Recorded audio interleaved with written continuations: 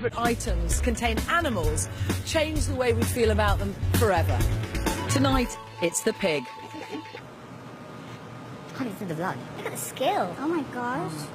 Mine says scissors and Minutes, the pig and his skin have parted company, and the skin is ready to go off to the tanning factory.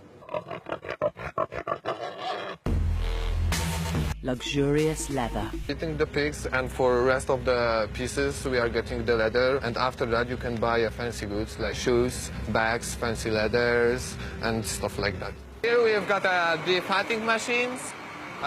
We have to take the fat out from the skin and the fat coming out from the other side, so we can take a look.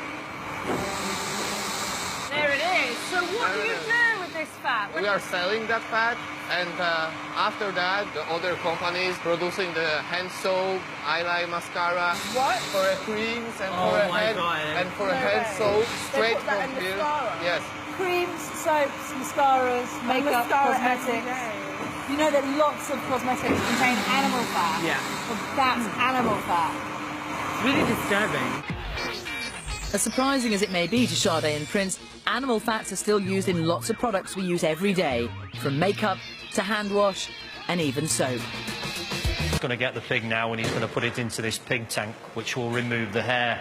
The tank's set at a temperature of about 66 degrees, so it doesn't actually cook the pig, but what it does, it loosens the hair. And the hot water also cleans the pig's skin and removes contamination.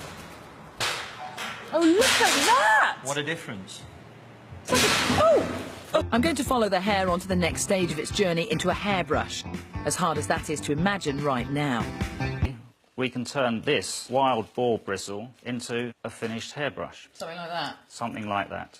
A poultry offering. Okay. This is rare breed boar bristle. But I not that much, is there? No, really? it's not that much. It doesn't really... I mean, looking here, you've got an awful lot of bristles, haven't you? I know. Where are all these from? All the bristle comes from either China or India. Yeah.